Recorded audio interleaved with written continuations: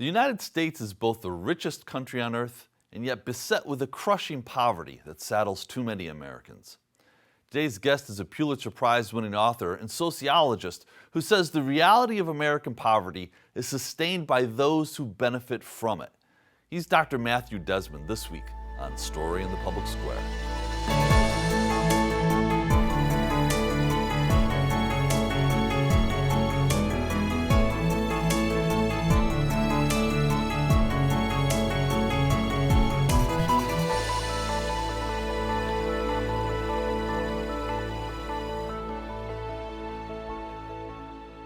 Hello and welcome to Story in the Public Square, where storytelling meets public affairs. I'm Jim Ludis from the Pell Center at Salve Regina University. And I'm G. Wayne Miller, also with Salve's Pell Center. This week we're joined by Matthew Desmond, a professor of sociology at Princeton University. Dr. Desmond is the author of a new book, Poverty by America. And we should note he previously won the Pulitzer Prize for an earlier book, Evicted, Poverty and Profit in the American City. Matt, thank you so much for being with us. Thank you, Jim, for having me. Really appreciate it. You know, we were chatting beforehand, and I told you that Poverty by America was a phenomenal read. And I kept setting it down and saying to my wife, did you know this? Did you know this? And it's powerful, powerful story that you're telling. We'll get to that in a second. I'm curious, though, what drew you to study poverty in the first place? Well, thanks for that. Thanks for engaging with the book so deeply. You know, I grew up poor in a little town in Arizona. My family knew the slights and cuts of poverty, our gas getting shut off and making $5 act like $10. We lost our home to foreclosure when I was college. And I think that set me on a certain path.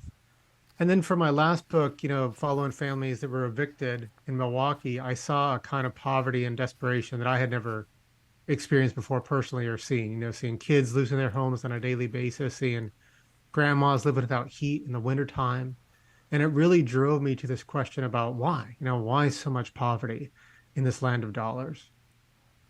And it's a profound question. I mean, when I lived in Washington, D.C., I had a friend who was a Ukrainian economist at the World Bank. And she said before she got to the United States, she heard about this incredibly rich and wealthy land. And then when she got to the United States, the reality of the poverty she saw really stunned her. Can you put that into some sort of context globally? How does the United States compare in terms of poverty with other countries around the world? Compared to other advanced democracies, the United States stands in a disgraced class all by itself. Our child poverty rate is not just higher than our peer nations, it's double that in Germany, in South Korea, and other advanced nations. About a third of our country gets by on $55,000 or less. So a giant chunk of the country is feeling really economically insecure. My colleague Angus Deaton, the Nobel laureate economist, estimated that over 5.5 million Americans are living on $4 a day or less. That's considered abjectly poor by global standards. So one way to think about America is to say we have the biggest economy, we're the richest nation in the world. And another way to think about it is to say, and yet we have more poverty than any other rich democracy. So how can this be possible in America? I think the quick answer to that question is because we have designed it so. You know, and for over 100 years, books about the poor have been about the poor. You know, and they've bared witness to poverty in our midst by looking at the lives of those suffering. And those books are important.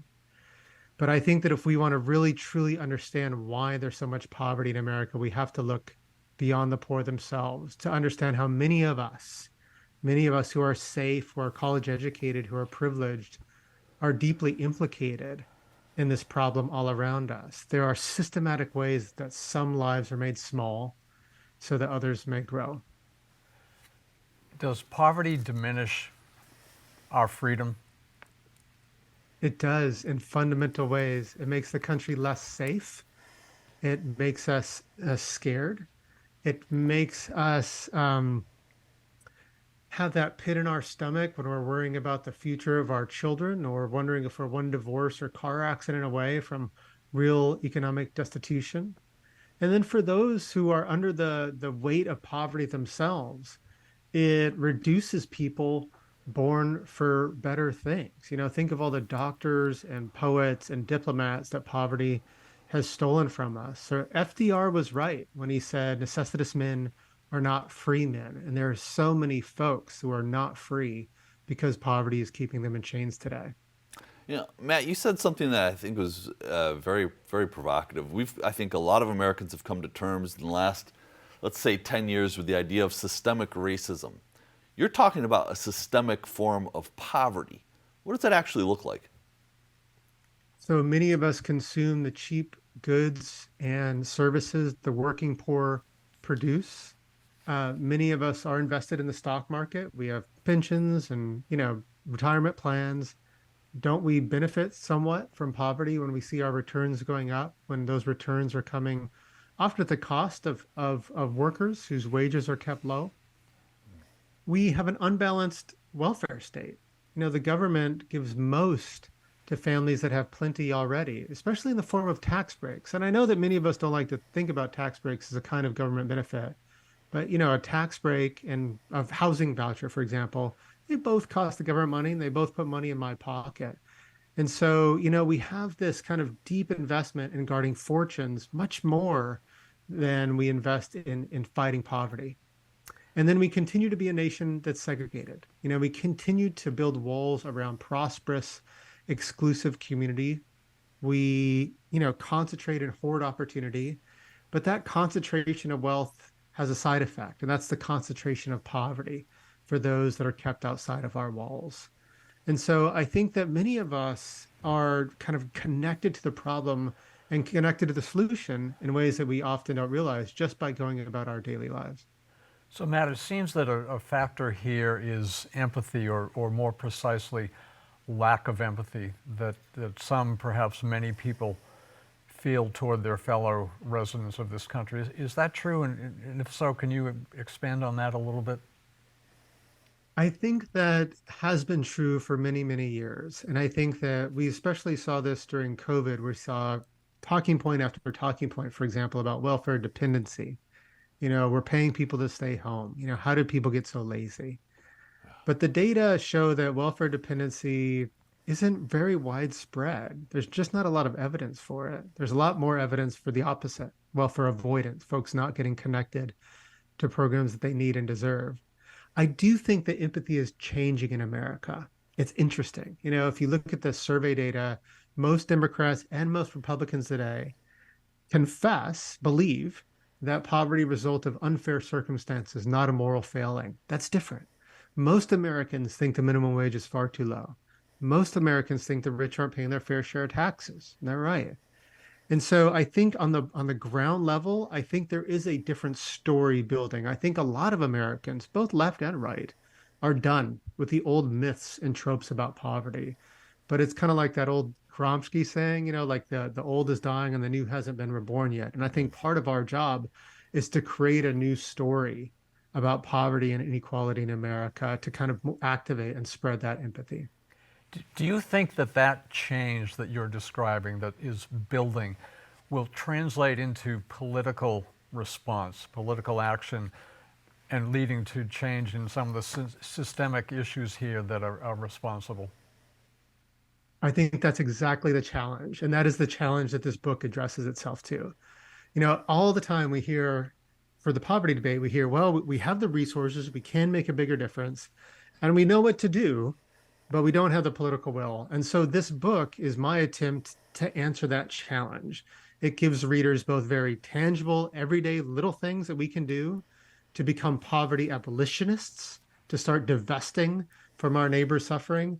And it suggests big policies and social movements that people can get involved with too, to really put it into poverty. And I'd love to kind of get down and talk about that in detail if you want to. Yeah, I think we're going to go there for sure. Before we do, though, I want to ask you, the one of the big takeaways for me on all of this is that poverty touches every other major issue that we might care about. So if you think about mobilizing people, what do they care about if it's not specifically poverty? Well, they care about education, they care about healthcare, they care about the climate. Can you unpack that a little bit? How does poverty intersect with all of those different issues in America? There's an old book called The Book of Sands, which says if you want your people to build a boat, you don't assemble the team or gather the wood. You make them long for the edge of the sea. Mm. And I think that part of the work that I'd like to do is not just make a case for the abolition of poverty because it's the right thing to do, which it is, but because that's a better country. That's a freer country. It's a safer country. It's a more vibrant country. It's a country where you don't feel so diminished and kind of icky when you find yourself at a restaurant where you don't know if folks are getting paid a living wage, or sleep in a hotel and don't know if the folks that are making your bed and taking care of your room are taken care of at night. And so I think many of us are pining for that kind of country. Now, this book isn't a win-win book. This book makes a clear argument that many Americans, the richest, most privileged Americans, we need to take less from the government. But I think that what we get from that bargain is just a straight up better country. And you're right, whatever issue you care about, whatever issue keeps you up at night, whether it's public safety, the rising cost of healthcare, kind of our flagging economy, the housing crisis, poverty is sitting at the heart of that issue. So a couple of minutes ago, you offered to get into more depth about political change, what is possible, what might lie ahead. Can you get into that in a little bit more depth now? Because I took a little bit of optimism hearing that. I see this book as an optimistic book. I want to end poverty in America. I want to end it. I do not want to reduce it or fiddle at the edges or nudge it. I want to abolish it. And because poverty is something that we shouldn't tolerate. And so, how do we actually do that? How do we end poverty in this country? I think we need to do three things. First, we need to deepen our investments in anti-poverty programs.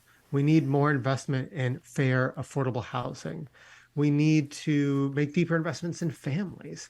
And we have the resources to do this. A recent study showed that if the top 1% of Americans just paid the taxes they owed, not paid more taxes, just stopped evading taxes so successfully, that we as a nation could raise $175 billion. That's almost enough to lift everyone above the official poverty line every year. We can do this. But we don't just need deeper anti-poverty programs. We need different ones. We need programs that attack poverty at the root. And that means addressing all the forms of exploitation that poor families face in the labor market, housing market, and financial market. So we need to expand worker power. We need to make sure jobs are delivering for workers all over America. We need to expand housing choice so that poor families aren't just stuck paying most of their income to landlords in the private market, which is the typical poor family today. And we need to end the unrelenting financial exploitation of the poor, which pulls over $61 million in fines and fees from overdraft, payday loan, and check cashing places every single day. And then the last move is we need to finally end our embrace of segregation. We need to fight and strive for broad, inclusive communities. And I think that's how we end poverty in America.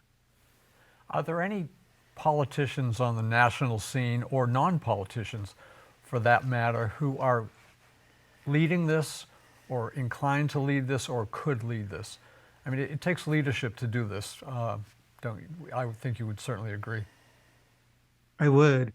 I think there are plenty of folks that we can point to in the Democratic Party who have been champions for serious anti-poverty legislation for a lot of their careers. You think of someone like Rosa DeLauro, who represents New Haven, Connecticut, or you think of Barbara Lee in California. You think of Cory Booker in New Jersey, or Elizabeth Warren. I think that there are, champions of tax fairness and champions of the poor today.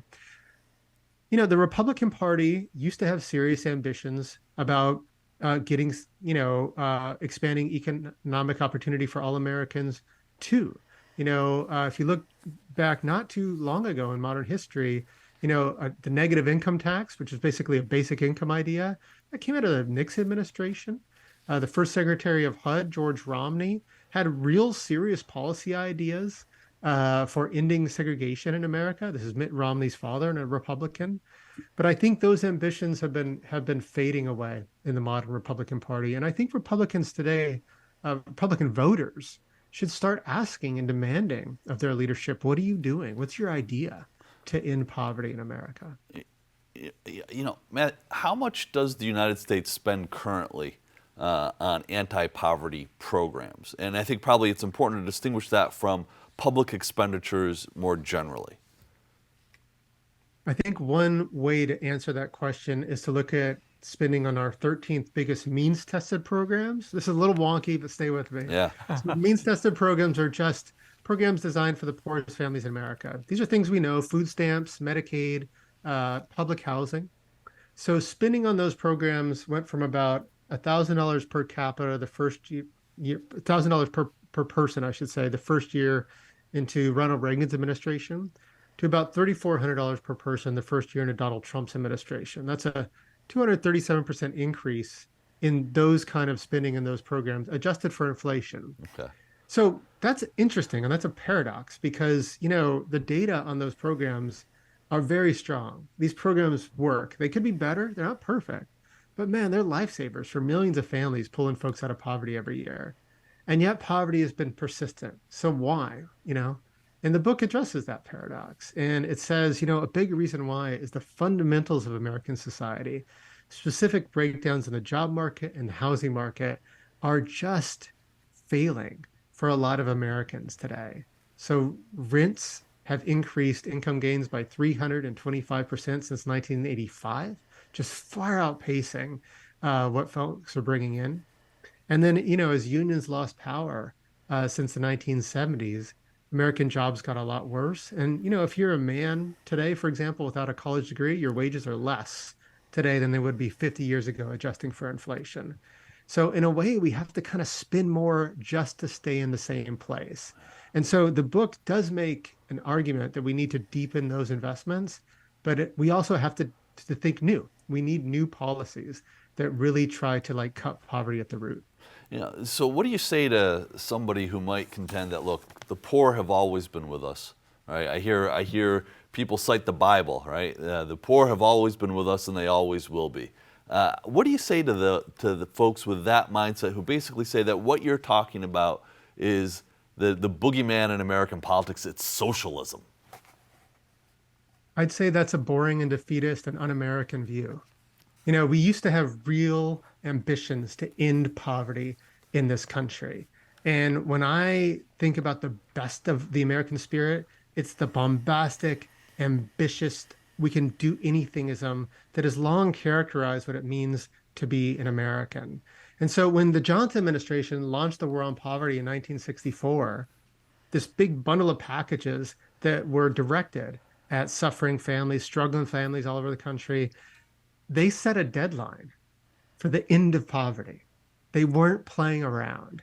And I love that. I love that we once at the highest levels of government had this real ambition to end scarcity in this land of dollars. And I think we should rekindle that ambition today. It's just untrue that we have to tolerate and live with all this poverty in our midst. Other countries don't, and we shouldn't have to either. And we don't need socialism to get there. We do need a different kind of capitalism, though. We need a high road capitalism, capitalism for the people, not the other way around. So Matt, this question is related to what Jim just asked. How do you address the mentality that some people have, which is if you're poor, it's your fault. It's something you did. It's a blame situation. It's the old, pull yourself up by your own bootstraps and blah, blah, blah. How do you address that? Because there are people, a lot of people, I'm guessing, who still have that mentality, who would not accept what you're proposing. Yeah, I don't know if it's a mentality as much as propaganda. And I kind of make that distinction as Hannah Arendt did in her book on totalitarianism, where she said, propaganda, we didn't necessarily believe it, but it organized us. And I think that myths about poverty do the same thing. And a lot of us kind of shut down conversations with those kind of responses. Well, they didn't work hard enough. Well, they aren't trying hard enough. But I think that feels so completely far away from the lived experiences of the poor today. And I don't think if you scratch beneath the surface, we really believe it. Do we really look at farm hands that can't stand up straight anymore because they're picking our strawberries and our lettuce, and ask them to work harder and say, your poverty is because you're not bending and working as much? Are we going to tell that to the maids and home cleaners who have chemical burns on their hands from cleaning our homes and offices, that they just need to put a little more elbow grease? I wrote about a young man named Julio Payez in the book. He was working two jobs. He'd start at 10 p.m. at McDonald's, work till 6 a.m. He'd have 2 hours to rest and shower. Then he'd clock in at Aerotech, working from 8 a.m. to 4 p.m., going anywhere where the temp service sent him. He'd rest as much as he could, and then it was back to McDonald's. That's what he had to do to afford this basic bare bones apartment for he and his little brother and his mom in California. And it got to the point that this young man, he was 24 years old, collapsed in the aisle of a grocery store from sheer exhaustion. Are we going to tell Julio he just needs to work harder? So I think that kind of propaganda is something we say, but I don't think it's something we believe, especially if we've really tried to stress test it. I think you're right. Hey, Matt, you mentioned the minimum wage earlier. It has been stagnant for longer than I can remember at this point. What role does the federal minimum wage play in the persistence of poverty in America today? The federal minimum wage has not moved in 14 years. And so if you just think of what happened 14 years ago and all the change that we have seen no change in the role of the federal minimum wage. This is unconscionable because all other costs have gone up, especially the costs that matter most to the poor, energy cost and housing cost. And so it plays a huge role because some states increase the minimum wage, but a lot of states don't. And we just now have accepted a lot of working poverty, and even worse, working homelessness, where people are pulling 40 hours a week and living in their cars. That's wrong. That shouldn't happen in America. This is another thing that's very unique. Many countries have a very boring, typical way of resetting the minimum wage. They don't need to wait around for legislative approval.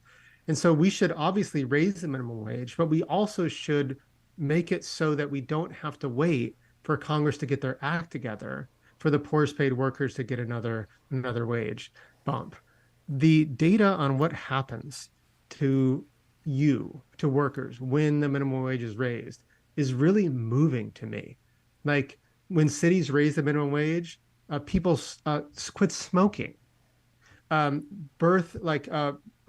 Problems with birth go down, maternal mortality goes down, people live longer, people eat healthier, child abuse and neglect charges go down. And so what we do when we rob people of a living wage is we literally rob them of life and family and happiness. Matt, what effect did the pandemic and the relief programs that emerged in the pandemic have on poverty in the United States? It was historic. It was historic. I mean, for a moment there, we had a different country. We had a different country. Let's just talk about a few things. We rolled out something called the Extended Child Tax Credit. And a lot of families got this credit. If you were middle, working class, or poor family with kids, you basically got a subsidy from the government. Government's investing in families. That very simple intervention dropped the child poverty rate by 46% in 6 months. That's a staggering number. Wow, that's incredible. It's staggering. And so anytime I hear well, how can we do this? We have to live with this. We can't get over this. This is just a clear piece of evidence for the effectiveness and power of government intervention. One other thing, we expanded emergency rental assistance to tenants who had fallen behind on rent because they lost their jobs during the pandemic. And we dropped evictions to the lowest they've ever been on record. And study after study has shown that saved thousands and thousands of lives, where your home is really protective covering those early times of COVID. And so a big lesson for me is organizing works and government programs work. And a real tragedy after the pandemic is we allowed those programs to expire. We allowed them to dissipate. And I think that we're going back to a status quo of high child poverty, of high evictions, and we didn't have to. So Matt, we've only got about a minute left. So briefly, what can we as individuals do? Really quickly, if you want to join an anti-poverty movement, figure out who's working in your state or at the federal level on these issues, you can go to a website that we launched with this book. It's called endpovertyusa.org, endpovertyusa.org. But let me give you two things you can do right now. You can shop with your wallet. You can invest in companies that are doing right by their workers, that are producing products through a unionized workforce, and divest from companies that are busting up unions or exploiting their workers. And you can fight segregation. You can go to that zoning board meeting in your town at 8 o'clock on a Tuesday night, and you can stand up and say, look, I refuse to deny other kids opportunities my kids get living here. I want this affordable housing complex in my community. Build this thing. Matthew Desmond, the book is Poverty by America, and it's outstanding. Hey, before we go, we just want to note that this is the end of a 2-year run for our great colleague, Carolyn Deedy, who's been the producer on Story in the Public Square. She's been a great colleague and a great friend for a lot of years, and we wish her the best in everything that comes next for her. But that is all the time we have this week for Story in the Public Square. If you want to know more, find us on pellcenter.org or look for us on social media. He's Wayne, I'm Jim, asking you to join us again next time for more Story in the Public Square.